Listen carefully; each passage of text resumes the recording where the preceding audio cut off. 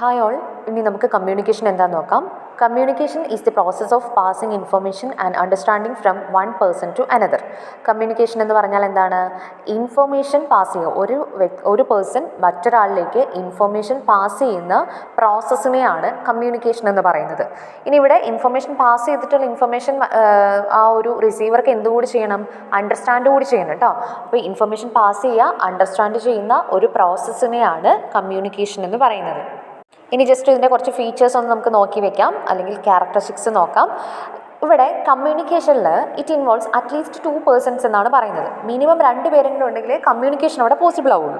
ഇനി അതുപോലെ ഒരു മെസ്സേജ് അവിടെ ഉണ്ടായിരിക്കണം, അല്ലേ? നമ്മളിപ്പോൾ കമ്മ്യൂണിക്കേറ്റ് ചെയ്യുന്നത് എന്തിനു വേണ്ടിയിട്ടാണ്? എന്തെങ്കിലും ഒരു മെസ്സേജ് കൺവേ ചെയ്യുന്നതിന് വേണ്ടിയിട്ടാണ് നമ്മൾ കമ്മ്യൂണിക്കേറ്റ് ചെയ്യുന്നത്. സോ മെസ്സേജ് എന്ന് പറയുന്നത് ഇമ്പോർട്ടൻ്റ് ആയിട്ടുള്ള ഒരു എലമെൻ്റ് ആണ്.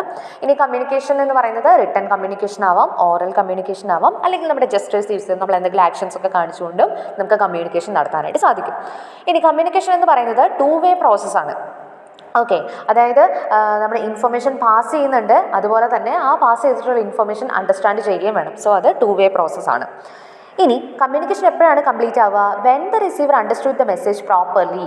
റിസീവർ, അതായത് കമ്മ്യൂണിക്കേഷൻ നടത്തി സെൻഡർ റിസീവർക്ക് ഒരു മെസ്സേജ് പാസ് ചെയ്തിട്ടുണ്ടായിരിക്കും. ആ മെസ്സേജ് റിസീവർക്ക് കറക്റ്റായിട്ട് പ്രോപ്പറായിട്ട് മനസ്സിലാക്കാൻ സാധിച്ചിട്ടുണ്ടായിരിക്കണം. അപ്പോൾ മാത്രമേ കമ്മ്യൂണിക്കേഷൻ എന്ന് പറയുന്നത് കംപ്ലീറ്റ് ആവുള്ളൂ. ഇനി കമ്മ്യൂണിക്കേഷൻ്റെ പ്രൈമറി പർപ്പസ് എന്ന് പറയുന്നത് to motivate a response or influence human behaviour. അതായത് നമുക്കൊരു റെസ്പോൺസ് കിട്ടുക, ഹ്യൂമൻ ബിഹേവിയറിനെ ഇൻഫ്ലുവൻസ് ചെയ്യിപ്പിക്കുക, അതിനൊക്കെ വേണ്ടിയിട്ടാണ് നമ്മൾ എന്ത് ചെയ്യുന്നത്? കമ്മ്യൂണിക്കേഷൻ നടത്തുന്നത്.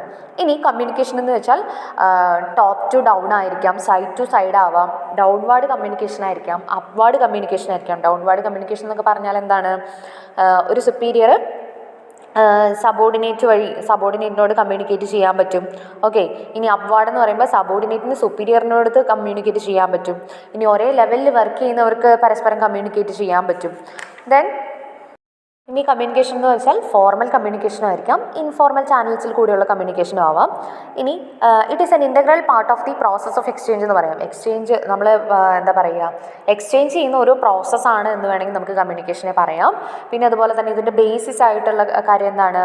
നമ്മൾ കമ്മ്യൂണിക്കേഷൻ ചെയ്യുമ്പോൾ പരസ്പരം കോപ്പറേറ്റ് ചെയ്ത് വർക്ക് ചെയ്യുന്നതിന് വേണ്ടിയിട്ടോ എന്തെങ്കിലും ആക്ഷൻസ് ഒക്കെ എടുക്കുന്നതിനോ വേണ്ടിയിട്ടായിരിക്കും. സോ കമ്മ്യൂണിക്കേഷൻ്റെ ബേസിസ്, കമ്മ്യൂണിക്കേഷനാണ് ഒരു ആക്ഷൻ എടുക്കാനും കോപ്പറേഷൻ കൊണ്ടുവരുന്നതിന് വേണ്ടിയിട്ടൊക്കെയുള്ളൊരു ബേസ് എന്ന് പറയുന്നത്. ടൈപ്സ് ഓഫ് കമ്മ്യൂണിക്കേഷൻ നോക്കാം. അപ്പോൾ ഓർഗനൈസേഷൻ സ്ട്രക്ചറിനെ ബേസ് ചെയ്തുകൊണ്ട് കമ്മ്യൂണിക്കേഷനെ നമ്മൾ 2ആയിട്ട് ക്ലാസിഫൈ ചെയ്യുന്നുണ്ട്: formal communication and informal communication. ഇപ്പോൾ ഫോർമൽ കമ്മ്യൂണിക്കേഷൻ നോക്കാം. It is associated with formal organisation structure. Formal organisation സ്ട്രക്ചറുമായിട്ട് അസോസിയേറ്റ് ചെയ്ത് വരുന്ന കമ്മ്യൂണിക്കേഷനാണ് ഫോർമൽ കമ്മ്യൂണിക്കേഷൻ എന്ന് പറയുന്നത്. അപ്പോൾ ഇവിടെ എങ്ങനെയായിരിക്കും കമ്മ്യൂണിക്കേഷൻ എന്ന് പറയുന്നത്? ഇൻഫർമേഷൻ പാസ് ചെയ്യുന്നത് എങ്ങനെയായിരിക്കും? It travels through the formal channels, അതായത് ഒഫീഷ്യലായിട്ടുള്ള ചാനൽസിൽ കൂടി കമ്മ്യൂണിക്കേഷൻ നടത്തുന്നതിനെയാണ് ഫോർമൽ കമ്മ്യൂണിക്കേഷൻ എന്ന് പറയുന്നത്.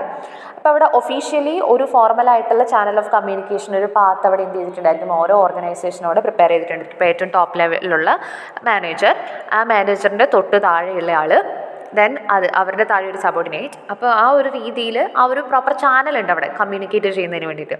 ആ ഫോർമൽ ചാനലിലൂടെ നടത്തുന്ന കമ്മ്യൂണിക്കേഷനെയാണ് നമ്മൾ എന്ത് പറയുന്നത്? ഫോർമൽ കമ്മ്യൂണിക്കേഷൻ എന്ന് പറയുന്നത്.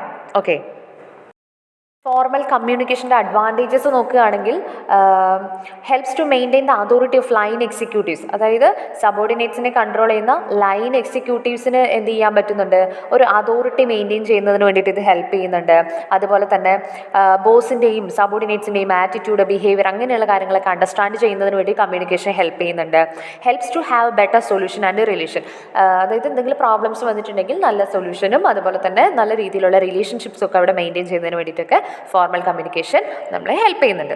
ഇനി ഇതിൻ്റെ ലിമിറ്റേഷൻസ് എന്തൊക്കെയാണെന്ന് വെച്ചാൽ സുപ്പീരിയറിൻ്റെ വർക്ക് ലോഡ് അവിടെ ഇൻക്രീസ് ചെയ്യുന്നുണ്ട്. അതായത് എല്ലാ കമ്മ്യൂണിക്കേഷനും സുപ്പീരിയേഴ്സ് വഴിയായിട്ടാണ് പാസ് ചെയ്യുന്നത്. സോ അതുകൊണ്ട് തന്നെ അവരുടെ വർക്ക് ലോഡ് കൂടും. പിന്നെ പറയുന്നത് reduce the accuracy of message. നമ്മൾ കമ്മ്യൂണിക്കേറ്റ് ചെയ്യുമ്പം എറേഴ്സ് ട്രാൻസ്മിറ്റ് ചെയ്യാനായിട്ടുള്ള ചാൻസ് അവിടെ ഉണ്ട്. സോ ആ ഒരു മെസ്സേജിൻ്റെ അക്യുറസി എന്ന് പറയുന്നത് റിഡ്യൂസ് ചെയ്ത് പോകും. അതായത് നമ്മൾ ഏറ്റവും ടോപ്പിൽ തുടങ്ങി ഏറ്റവും ലോവസ്റ്റ് ആയിട്ടുള്ള ഒരാളുടെ അടുത്താണ് കമ്മ്യൂണിക്കേറ്റ് ചെയ്യുന്നതെങ്കിൽ ആ ഒരു ചാനലിൽ കൂടെ വരുന്ന സമയത്ത് കുറേ ആൾക്കാർ അത് ട്രാൻസ്മിറ്റ് ചെയ്ത് വരുമ്പോൾ എന്താവും? പാസ് ചെയ്ത് വരുമ്പോൾ ആ ഒരു മെസ്സേജിൻ്റെ അക്യുറസി നഷ്ടപ്പെടാനായിട്ടുള്ള ചാൻസ് അവിടെ ഉണ്ട്. പിന്നെ ഇനി അടുത്തത് ഇൻഫോർമൽ കമ്മ്യൂണിക്കേഷനാണ്. ഇൻഫോർമൽ കമ്മ്യൂണിക്കേഷനെ ഗ്രേപ്പ് വൈൻ എന്നും പറയും. ആ ഒരു ടേം നമ്മൾ നല്ല ഫോക്കസ് കൊടുത്ത് നോക്കേണ്ട ഒരു ഏരിയ ആണ്. ഗ്രേപ്പ് വൈൻ എന്താണെന്നൊക്കെ ചോദിക്കുക. അപ്പോൾ ഗ്രേപ്പ് വൈൻ എന്ന് പറയുന്നത് ഇൻഫോർമൽ കമ്മ്യൂണിക്കേഷനെയാണ്. അപ്പോൾ ഇൻഫോർമൽ എന്ന് പറയുമ്പോൾ തന്നെ അറിയാം അവിടെ ഒരു ഫോർമൽ ആയിട്ടുള്ളൊരു ചാനൽ ഓഫ് കമ്മ്യൂണിക്കേഷൻ ഇല്ല. It is free from all formalities because they are based on informal relationship between the parties. അതായത് ഇൻഫോർമൽ കമ്മ്യൂണിക്കേഷൻ എങ്ങനെയാണ് വരിക? ഇൻഫോർമൽ റിലേഷൻഷിപ്പിന്, അതായത് ഇപ്പോൾ ഫ്രണ്ട്ഷിപ്പിൻ്റെ പുറത്തോ അല്ലെങ്കിൽ എന്തെങ്കിലും ഒരു ക്ലബിലോ അസോസിയേഷനിലോ ഒക്കെ മെമ്പർഷിപ്പ് ഒക്കെ ഒരുമിച്ച് അങ്ങനെ കുറച്ച് ഇൻഫോർമൽ ചില പാർട്ടീസ് തമ്മിൽ ഇൻഫോർമൽ ആയിട്ടുള്ള റിലേഷൻഷിപ്പിൻ്റെ ബേസിൽ വരുന്ന കമ്മ്യൂണിക്കേഷനാണ് ഇൻഫോർമൽ കമ്മ്യൂണിക്കേഷൻ അല്ലെങ്കിൽ ഗ്രേപ്പ് വൈൻ എന്ന് പറയുന്നത്. Under grapevine system, organizational and personal matters are discussed and information may be conveyed by a simple glance, gesture, nod, smile or mere silence. അപ്പോൾ ഇവിടെ എന്താ പറയുന്നത്? ഈ ഒരു സിസ്റ്റം പ്രകാരം ഓർഗനൈസേഷണൽ മാറ്റേഴ്സും പേഴ്സണൽ മാറ്റേഴ്സും ഒക്കെ ഇതിൽ ഡിസ്കസ് ചെയ്യപ്പെടാം. അപ്പോൾ അത് ഇൻഫർമേഷൻ കൺവേ ചെയ്യുന്ന ഒന്നെങ്കിൽ സിമ്പിളായിട്ട് അവർ സംസാരിച്ചുകൊണ്ടായിരിക്കാം, അല്ലെങ്കിൽ ജസ്റ്റ് നമ്മളെ ആക്ഷൻസോ കാര്യങ്ങൾ കാണിച്ചുകൊണ്ടോ, ജസ്റ്റ് ഒരു സ്മൈലോ, അല്ലെങ്കിൽ ചിലപ്പോൾ സൈലൻസ് വരെ കൊണ്ട് നമ്മൾ എന്ത് ചെയ്യാമെന്നാണ് പറയുന്നത്? ഈ പറയുന്ന ഇൻഫോർമൽ കമ്മ്യൂണിക്കേഷനിൽ നമുക്ക് കമ്മ്യൂണിക്കേഷൻ നടത്താനായിട്ട് സാധിക്കുമെന്നതാണ് പറയുന്നത്. ഇവിടെ ഒഫീഷ്യൽ ആയിട്ടുള്ളൊരു ചാനൽ ഓഫ് കമ്മ്യൂണിക്കേഷൻ ഇവിടെ എക്സിസ്റ്റ് ചെയ്യുന്നില്ല. ഓക്കെ, അപ്പോൾ ഇതിൻ്റെ അഡ്വാൻറ്റേജസ് നോക്കാം. ഇത് നമുക്ക് കമ്മ്യൂണിക്കേഷൻ എന്ന് പറയുന്നത് വളരെ ഫാസ്റ്റായിട്ട് ചെയ്യുന്നതിന് വേണ്ടി ഇതിൽ കൂടി ഹെൽപ്പ് ചെയ്യുന്നുണ്ട്. കുറച്ചും കൂടി ഫ്ലെക്സിബിൾ ആണ് എന്ന് നമുക്ക് പറയാം. അതായത് ഇവിടെ പ്രോപ്പറായിട്ടുള്ളൊരു ചാനൽ ഓഫ് കമ്മ്യൂണിക്കേഷൻ ഇല്ല, സോ ഫ്ലെക്സിബിൾ ആണ്. നാച്ചുറൽ ആയിട്ടുള്ളത്, ഒരു നോർമൽ ആയിട്ടുള്ള ഒരു ആക്ടിവിറ്റിയാണ് ഇൻഫോർമൽ കമ്മ്യൂണിക്കേഷൻ എന്ന് പറയുന്നത്. എന്തുകൊണ്ടാണ്? അവിടെ ഫോർമൽ ആയിട്ടുള്ള ഒരു കാര്യമല്ല, അല്ലേ? ഫ്രണ്ട്ഷിപ്പിൻ്റെ ബേസിലൊക്കെയാണ് ഇൻഫോർമൽ കമ്മ്യൂണിക്കേഷൻ വരുന്നത്. So it is A normal activity എന്ന് പറയാം. അതുപോലെ തന്നെ ഇത് ഡൈനമിക് ആണ്. അതായത് ഇൻഫർമേഷണൽ കമ്മ്യൂണിക്കേഷനിൽ ചേഞ്ചസ് വന്നുകൊണ്ടേയിരിക്കും. അതിങ്ങനെ റിച്ച്ഡ് ആയിട്ടുള്ളൊരു നേച്ചറൊന്നും അല്ല എന്നതാണ് പറയുന്നത്. ഇനി അതുപോലെ നോക്കുകയാണെങ്കിൽ it is more influential than formal communication. Formal കമ്മ്യൂണിക്കേഷനേക്കാൾ കുറച്ചും കൂടി ഇൻഫ്ലുവൻഷ്യൽ ആയിട്ടുള്ളൊരു കാര്യമാണ് ഇൻഫോർമൽ കമ്മ്യൂണിക്കേഷൻ എന്ന് പറയുന്നത്. മെറിറ്റ് നോക്കുകയാണെങ്കിൽ ഇവിടെ മിസ്ലീഡിംഗ് ആയിട്ടുള്ള ഇൻഫർമേഷനൊക്കെ പാസ് ചെയ്യാനായിട്ടുള്ള ചാൻസ് അവിടെയുണ്ട്. സോ അത് പ്രോബ്ലംസ് ക്രിയേറ്റ് ചെയ്യാനായിട്ടുള്ള ചാൻസ് അവിടെയുണ്ട്. ഇനി ഇവിടെ റൂമേഴ്സും കാര്യങ്ങളൊക്കെ സ്പ്രെഡ് ആവാനായിട്ടുള്ള ചാൻസ് അവിടെയുണ്ട്. ഇനി നമ്മളിങ്ങനെ മിസ്ലീഡിംഗ് ആയിട്ടുള്ള അല്ലെങ്കിൽ റൂമേഴ്സൊക്കെ സ്പ്രെഡ് ചെയ്തു, ആ ഒരു ഇൻഫർമേഷൻ്റെ റെസ്പോൺസിബിലിറ്റി എന്ന് പറയുന്നത് ഇവിടെ നമുക്കൊരു പർട്ടിക്കുലർ പേഴ്സണിൽ നമുക്ക് ഫിക്സ് ചെയ്ത് കൊടുക്കാനൊന്നും പറ്റില്ല. അതിന്മേലെ ആക്ഷൻസ് ഒന്നും എടുക്കാനായിട്ട് സാധിക്കില്ല. സോ അതൊക്കെ ഇതിൻ്റെ ഒരു ഡീമെറിറ്റ് ആയിട്ടാണ് പറയുന്നത്. ഡയറക്ഷനെ ബേസ് ചെയ്തുകൊണ്ട് നമുക്ക് കമ്മ്യൂണിക്കേഷൻ എങ്ങനെ ക്ലാസിഫൈ ചെയ്ത് നോക്കാം. ഒന്നാമത്തേതാണ് ഡൗൺവേർഡ് കമ്മ്യൂണിക്കേഷൻ.